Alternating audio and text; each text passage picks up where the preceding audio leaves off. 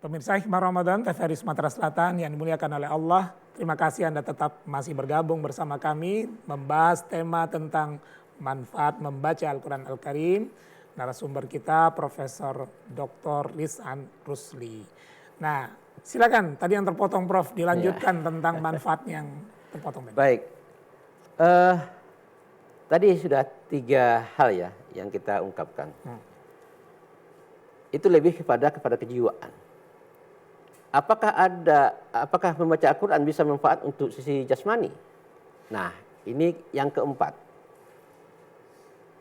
Pemirsa di Hikmah Ramadan di rumah dan ibu-ibu mustaklim di studio. Membaca Al-Quran juga bisa bermanfaat untuk kesehatan jasmani. Ini diperoleh dari penelitian seorang guru besar, Profesor Dr. Ahmed Al-Qadi di University of Florida, Amerika Serikat.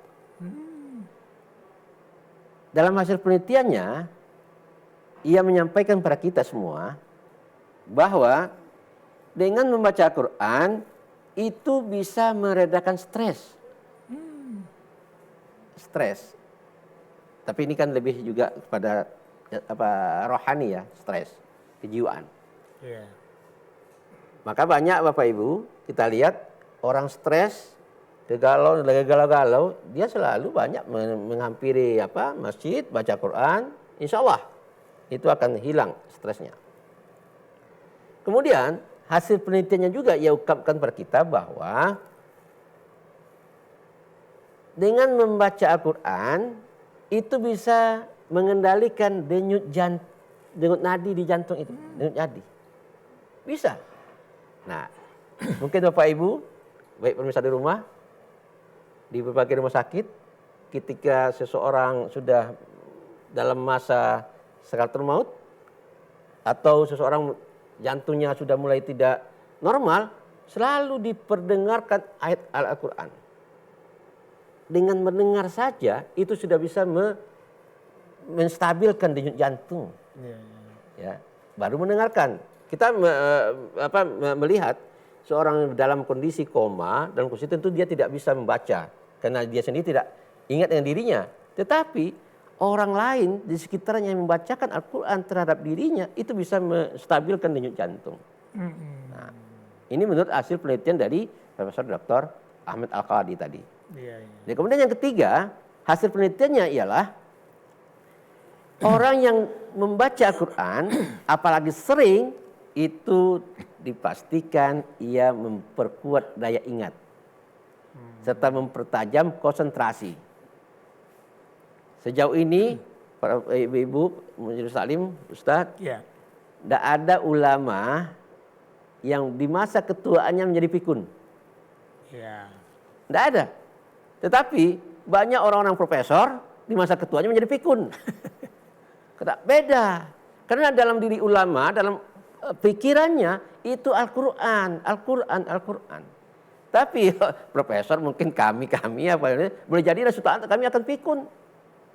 Karena kekurangan ayat-ayat Al-Quran di dalam pikirannya. Nah, yang keempat, menurut hasil penelitian dari Profesor Dr. Ahmed Al-Qadi ini, membaca Al-Quran bisa membantu menghancurkan sel-sel kanker.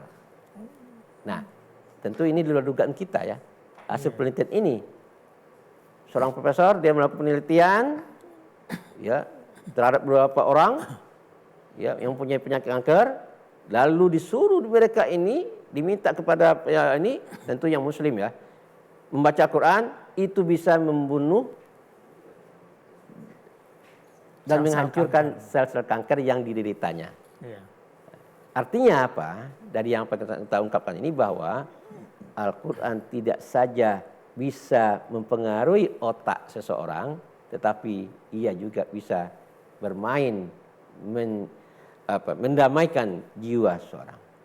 Barangkali itu Ustaz yang bisa kami sampaikan. Baik, pemirsa Hikmah Ramadan yang dimuliakan oleh Allah, ibu-ibu yang hadir di studio ya. Jadi demikian tadi ada 4 Bahkan 5 ya. Beliau bagaimana mengangkat bukan sekedar manfaat mendengarkannya saja, manfaat isinya saja, tapi tadi penelitian-penelitian modern sekarang luar biasa. Bagaimana sampai tadi Al-Quran yang dibacakan itu sangat mempengaruhi tingkat stres seseorang. Bahkan tadi sel kanker pun dari penelitian tadi bisa dihancurkan. Bahkan kita pernah membaca juga ya Prof ya. Ya. Bagaimana kristal air ketika dibacakan Al-Quran Al-Karim dia membentuk kristal yang cantik sekali ya. Nah itu menandakan bahwa ayat-ayat yang dibaca dari Al-Quran Al-Karim itu berpengaruh kepada air. Apalagi tadi diri seorang hamba yang memang Al-Quran diturunkan kepada manusia. Pemirsa Hikmah Ramadan yang dimuliakan oleh Allah, kami mengundang Anda semua untuk bisa berpartisipasi, bertanya tentang materi manfaat membaca Al-Quran Al-Karim. Mungkin kita mulai dari ibu-ibu yang ada di dalam studio. Barangkali ibu ada yang ingin ditanyakan? Silakan ibu. Assalamualaikum Pak Ustadz. Waalaikumsalam warahmatullahi wabarakatuh. Zikra dari Majelis Taklim Muawanah dari Sabta Marga yang akan saya tanyakan. Tadi kita sudah banyak mendengarkan untuk membaca Al-Quran, banyak manfaat dan karomahnya. Yang ini kalau seandainya kita mendengarkan orang membaca Al-Quran, ada orang yang sedang sakit atau yang lagi wanita yang berhalangan atau dalam perjalanan, misalnya kan mereka hanya mendengarkan orang membaca Al-Quran. Nah yang akan saya tanyakan, apakah bedanya karomah orang yang membaca Al-Quran, dengan yang mendengarkan? Beda karomahnya apa beda apa sama gitu Pak Ustadz? Ya. Terima kasih. Cukup Ibu? Ya. Silakan Prof bisa menjawab langsung. Namun sebelum jawab kita sambut dulu. Ada yang menyapa. Assalamualaikum. Waalaikumsalam warahmatullahi wabarakatuh. Ya. Dengan siapa? Di mana Pak? Pak Amir di Palembang. Oh Pak Amir. Silakan Pak Amir. Assalamualaikum Pak Ustadz. Waalaikumsalam warahmatullahi wabarakatuh. Seperti yang Pak Ustadz jelaskan tadi gitu kan, bahwa membaca Al-Quran itu manfaatnya tidak hanya bagi yang membaca, tetapi juga manfaatnya bagi orang lain, termasuk orang yang sakit gitu kan. Nah gimana halnya Pak Ustadz, umpamanya ada orang yang saat sedang sakit, katakanlah sedang koma gitu di rumah sakit, kemudian kita bacakan surah Yasin gitu kan. Apakah ini ada efeknya atau manfaatnya bagi orang yang sakit tersebut? Kemudian yang kedua, saya pernah mendengar bahwa apabila anak itu bisa hafal Al-Quran, maka orang tuanya yang sudah meninggal itu akan dipasangkan mahkota. Gitu kan. Nah yang ingin saya tanyakan, pengertian hafal itu Pak, apakah hafal seluruh 30 juz atau kita hafal saja ayat-ayat, umpamanya ayat-ayat yang untuk kita sholat. Nah, pada waktu sholat kan kita membaca Al-Quran, kemudian setelah sholat barangkali kita juga membaca Al-Quran. Nah apakah pengertiannya itu harus 30 juz atau cukup dengan hafal-hafal ayat yang memang kita betul-betul hafal pada ayat-ayat pada waktu kita sholat. Itu saja Pak Ustadz, terima kasih. Ya. Wassalamualaikum warahmatullahi wabarakatuh. Waalaikumsalam warahmatullahi Waalaikumsalam wabarakatuh. warahmatullahi wabarakatuh. Baik Prof, mungkin mulai dari Ibu tadi. Oke. Baik, terima kasih Ibu atas pertanyaannya. Ya, apakah sama pembaca dengan yang dibacakan gitu? Ya tentu kalau ayat-ayatnya tentu memberi pengaruh terhadap kepada siapa saja, baik yang membaca maupun yang dibacakan. Bahkan idza quliyal Qur'an fastami'u lahu. Jika dibacakan Quran maka dengarkanlah. Apa ujungnya?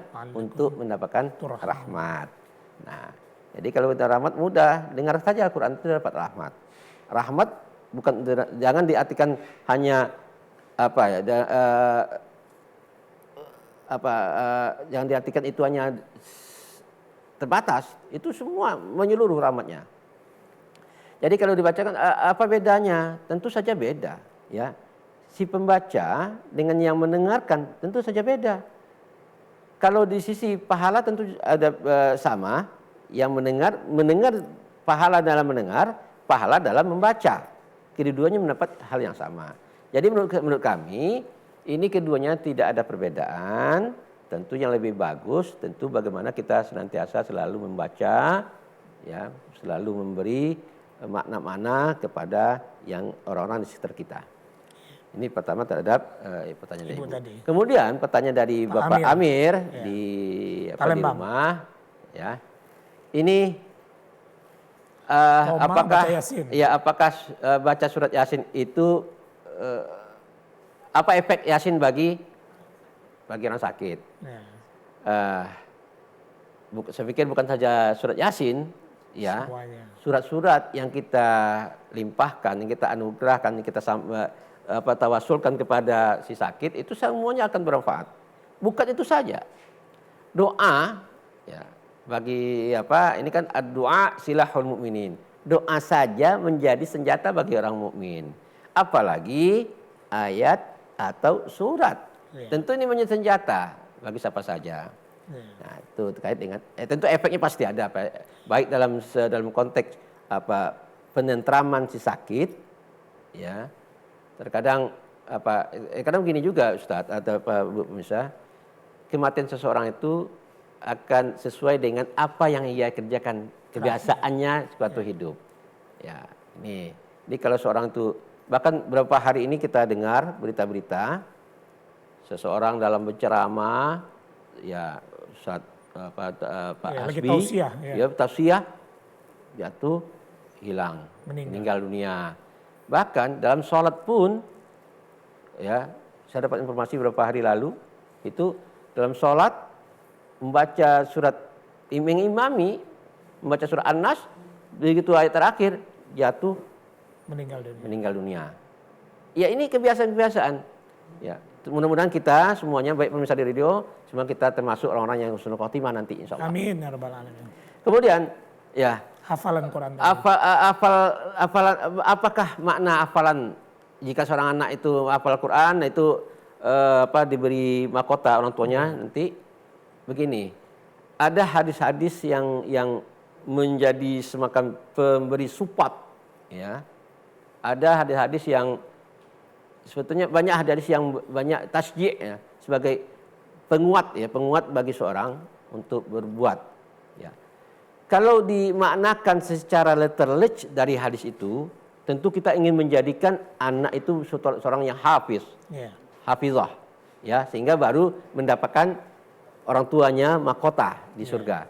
Tetapi kalau kita maknakan hadis itu sebagai penguasaan terhadap Al-Quran, mempunyai keilmuan dalam Al-Quran dan lain sebagainya, itu bisa juga menjadi makna hafiz dalam konteks itu. Jadi kita memasukkan anak kita ke pesantren, memberi pengetahuan keagamaan kepada anak kita, itu dalam rangka kita memperoleh mahkota di surga nanti. Saya kira itu. Baik Pak Amir dan Ibu, ya, mudah-mudahan pertanyaannya bisa terjawab dengan baik. Dan pemirsa Hikmah Ramadan yang dimuliakan oleh Allah, ya, untuk pembahasan kita lebih lanjut, mari kita saksikan ada yang melewat berikut ini.